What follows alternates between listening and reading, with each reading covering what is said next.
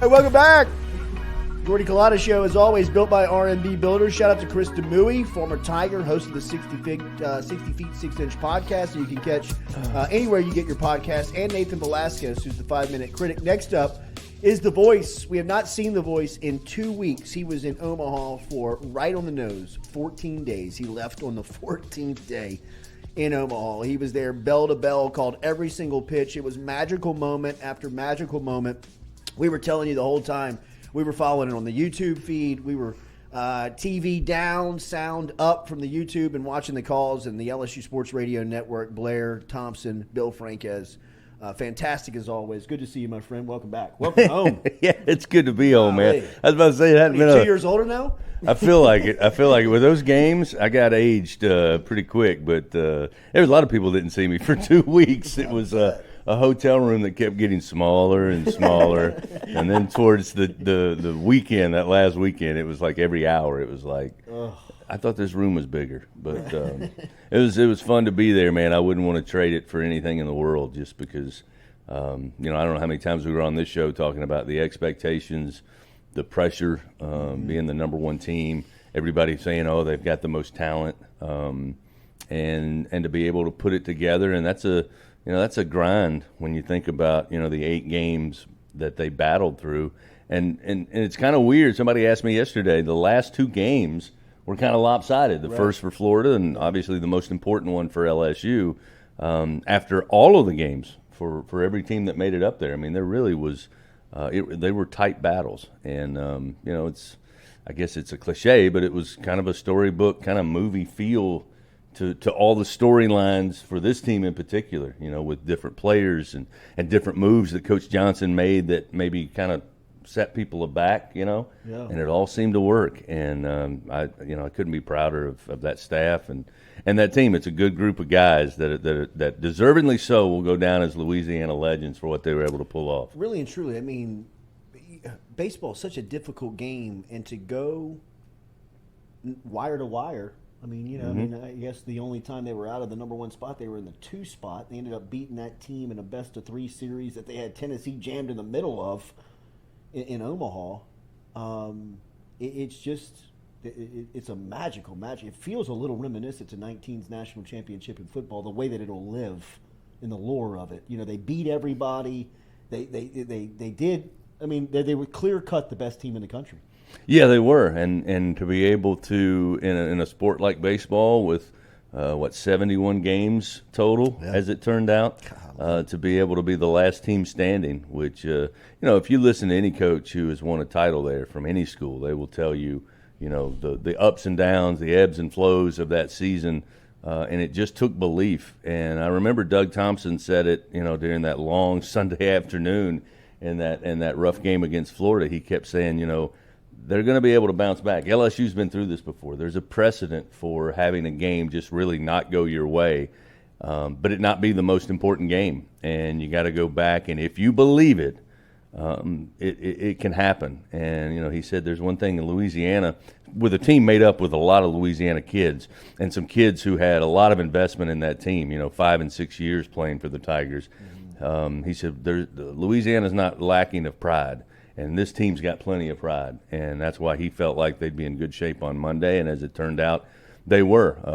Turnabout is fair play. They put an absolute whipping on Florida in the game that actually mattered. And Bill Franquez said it Monday when we got to the ballpark. He said, guys, I know it was 24-4, but for all practical purposes, it could have been 5-4. It just didn't matter. Today's the day that mattered. And I think that was one of the themes that the staff hit on, because you could tell – after about they scored and got up by 10 runs, everything then the moves were made to set up Monday. Right. And I know that guys like Bryce Collins and Sam Dutton had to go out there and kind of took the wrath of that on Sunday. But what I think they should realize, and I think Doug mentioned this to them in the hotel, you guys helped win a national title with what you did on Sunday.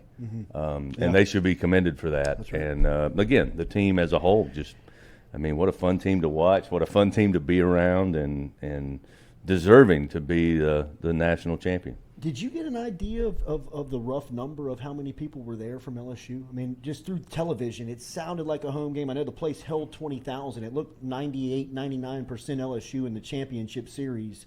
I mean, I'm not good at that stuff, guessing rough numbers like that, but it was just a sea of purple and gold. I mean, I don't know the exact numbers, but even when we were there the first week when all 8 teams were there, it was clear LSU was head and shoulders more people in Omaha.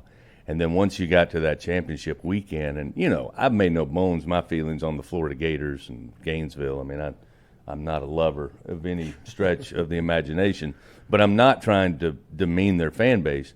That weekend, it was, at my best guess, 5-1. I mean, just in the city. I mean, if you went out on Friday or Saturday, Sunday, or even Monday afternoon, the blue and the orange stood out because everything else was purple and gold. I mean, it was, and then once we got to the games, it really was like that. And kudos to those Tiger fans because there were some empty seats there on Sunday, which I certainly agree. I was thinking about letting Doug and Bill just handle like the 6th through the 9th inning. But there were a lot of fans who stayed there. And when Joe Bear hit that home run, which when the game was well decided, there was a loud cheer. And, you know, it's the other thing Bill and Doug kept saying because they've been through so many of these that you're looking for that one positive, that one momentum boost to get you through that game and to build on. And to have those Tiger fans still there when it was 24-3 and cheering when it's 24-4 is why LSU's fan base and LSU baseball is different from every other team in the country. Yeah. Jay Johnson really he embraced that. You could see along this championship run. He was incredible. He was down the stretch. What was it about him that had him? I say he's the from my seat just covering LSU sport, he's the most well-connected coach to his team and program that I have seen. I think coaches by nature are obsessive, psychotic, insecure, and are just overbearing. He is so well-connected. That move that he made for Beloso batting leadoff in the last game of the season, I think, is a great example of just knowing his team so defiantly. Yeah, no, there's no question about it. I mean, throughout the year, there would be times I would hear him tell his story, sometimes on his weekly radio show, where he would say, I kind of felt like something was off with one particular player or a group of players. And he goes, and yesterday we had a little one-on-one, you know, and we talked it out. And I think, you know, for kids who are, again, tons of pressure if you play LSU baseball. Doesn't matter whether you read Twitter or get on the internet. There's already pressure just being in that position. And I think Jay's very he understands, got his finger on the pulse of how those guys are.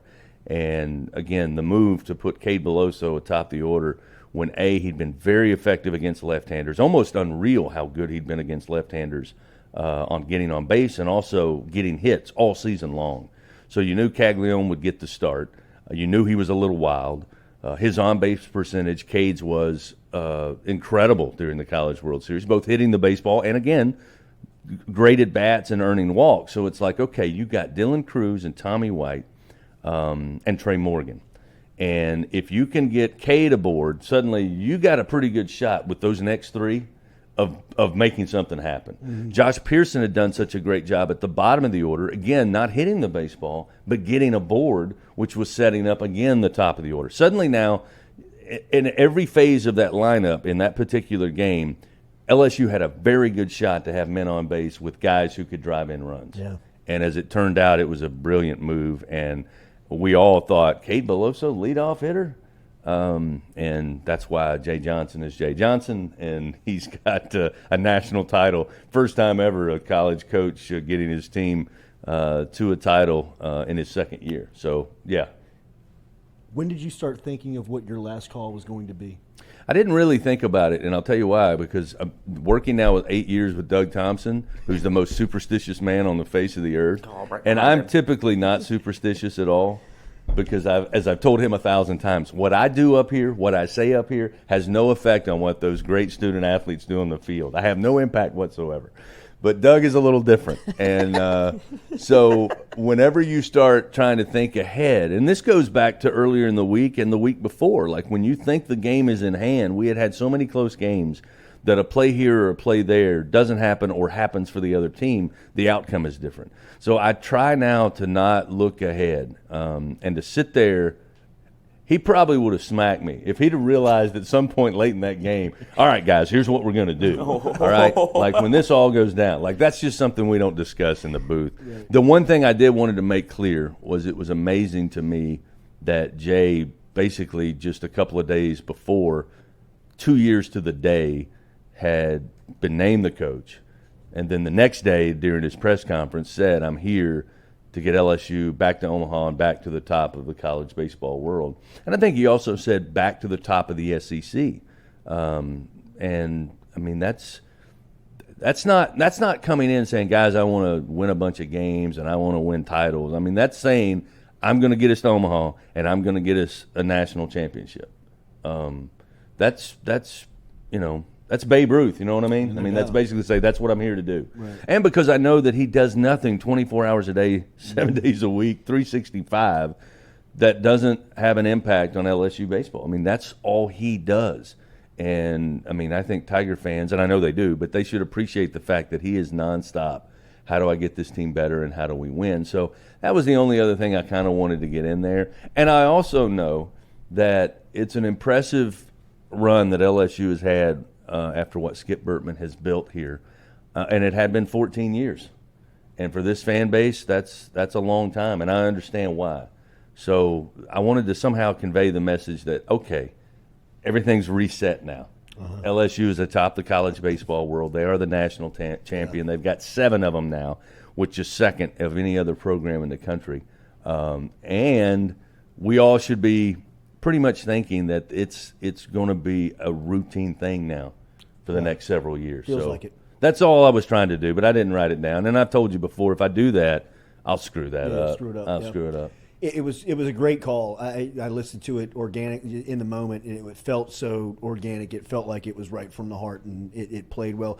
So outside of that call, I would vote the Trey Morgan bunt play was your best call of the tournament. Just list because I listened to all of it. The Tommy White walk-off was fantastic. But the Morgan, both of them, plays at the plate were fantastic calls. But the one that he fielded, flipped, tagged out, I mean, like right now I can hear your call and I have chills. Was there a moment for you that stood out throughout this entire run? Well, that one is because I think if that doesn't happen, I'm not so sure we're national champions. I mean, that would have been such a momentum swing. And again, at a crucial time in the game where it puts your back against the wall again, it was just incredible. And there's not a first baseman, say I'm biased, I don't care. There's not a first baseman makes that play in the country than Trey Morgan. But I got to be honest, the special one for me was Jordan Thompson on Monday to score the first run. I mean, to drive in the first run after he had been much maligned, and Jay was so clear and resolute in the fact that LSU wouldn't be there if Jordan Thompson hadn't been the shortstop this year, and he's right. I loved his answers on Thompson. Oh, and I mean, he fired that back quicker than it was awesome. It was like a forehand in Wimbledon. Like as soon as the question came out, sit down. Yeah. And for Jordan to come in there, and then the crowd that was there to be chanting his name as he came to the plate. Florida had started the game with a 2-run homer by Wyatt Langford, and you're like, oh, wait a minute, I saw this yesterday, and this movie sucks.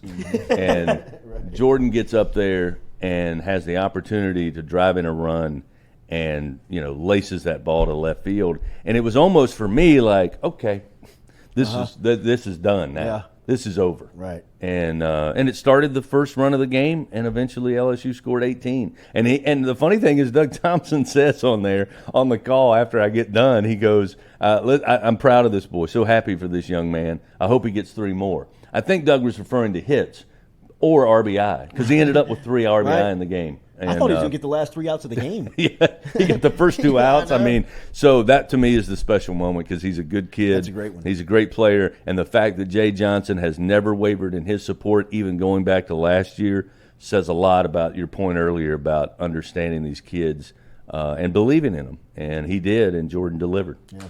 That play Josh Pearson made, too. Oh, my goodness. Gosh. It was probably my worst call of the series. Because I literally, in that moment, as that ball was headed to left field, because our booth was positioned on the first baseline, I'm like, ball game. Yeah. Mm-hmm. I mean, when it came off the bat, I'm like, there we go. Right. And then he made the call, and I was just like, out. Oh, yeah. I mean, it was just amazing because I literally saw the season ending No doubt. on that shot. But, man, Josh Pearson, how about West Monroe? They got to be proud of their young man. Again, just the storylines, Jordy, that, Josh didn't play a whole lot in the non-conference. I know. He started at Texas A&M, which I thought was odd because I'm like, we hadn't seen Josh all year, but now he's going to start in the SEC on the road.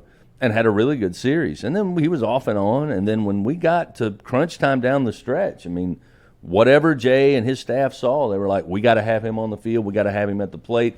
And he was super valuable. Hayden Travinsky, I mean, what else can you say? Cade Beloso, is there a guy you could be more happy for than that young man? Gavin Dugas. I mean, these kids are special. And that's why I think you mentioned being akin to the 19 team in football. I think because of the makeup of this team, the Louisiana base that is there, and I've said this before, Twitter is a fine tool to promote and get things out there, but 99% of Twitter is sheer nonsense. I mean, it's just nonsense. And if you spend your whole day looking at it, you're really wasting a lot of your time. And I saw where people were saying LSU had built this team, best team money can buy, and all these transfers. And I'm like, you obviously have not watched a single game. You know nothing about this roster. And the fact that those Louisiana guys who grew up wanting to play for the purple and gold and wanting to imitate their heroes that were playing at the time, to be able to put this together is, again, why I think it's so special, and I think why these guys will be beloved. And whether you're Riley Cooper or Jordan Thompson or Cade Beloso, I mean, you'll never have to pay for a meal or a drink in Louisiana the rest of your life, and good for them. Are you off now? I mean, yeah. Like how long? Like, when do you start this? As soon as I get done with you. Nobody's going to see me for 45 days. Man. No. What do you do here? I mean, this is like truly like the window. Well, yeah, I go reintroduce myself to the family. They give me a place to sleep again. It's been a fortnight. And guy's back. we go and do some fun stuff as a family, which is important because it is I don't get to do a lot of that during the year. So we'll do some stuff like that. But I mean, there's football, like you guys said before you went to break. I mean, it's right around the corner, so there'll have to be some work done for that. But it's not. I'm not. Now when I'm traveling, it's sheerly for recreation. Good, man. Good. But, hey, no complaints. I mean, to be able to do what I do, I'm blessed, and to get to follow these teams like I do and be around these coaches and get to experience those moments like Omaha, which I'd never experienced before, was, I mean, I can't even put into words what that means. So I don't want to sound like I'm complaining. It's just going to be fun for the next 45 days or so to do some other things that are non-sports related for the most part, and then gear up for football because I don't know if anybody paid attention, Jordy, but this is the second year for Brian Kelly. So, no pressure. I said on Wednesday morning, I bet Kelly's getting into work a little early today. I mean, they got pressure on that athletic I'm sure ball, man. Coach Kelly's dry sense of humor, I'm sure it's not lost on him at all, and I'm sure we'll hear some about it as we get closer to kickoff. But, hey, I'm excited for LSU football, too, because they're going to be really good, and it's going to be a fun year, I think. What is the sports world going to do if LSU makes the Final Four in football? And they got a natty in women's basketball already in the shelf. They got a natty in baseball already on the shelf. I did SEC Now yesterday, and Alyssa Lang probably put it best. She said, I got bad news for everybody in the world who hates LSU. It's going to be rough the next couple of years. It's going to be rough couple of years for you guys. So I think she put it best. Woodward just showing off. Yeah, I mean, he really is. He really is. Yeah. The one thing I'll say about Scott, and I've heard this from a lot of people that have been hired. I mean, obviously I was here before Scott was here, but he's been super good to me. And the theme in that building, no matter what you do, is whatever you're in charge of for LSU, we're not going to be second, and we're not going to follow anybody. So whatever your department is, you're going to be at the forefront. So be a trailblazer. And when I've talked to people who he's hired over the last couple of years, whether it be coaches or trainers or medical staff, whatever it is, at some point that comes into the conversation. Like, I'm going to hand you the keys to your department. The number one charge you have is we're not following anybody. We're number one.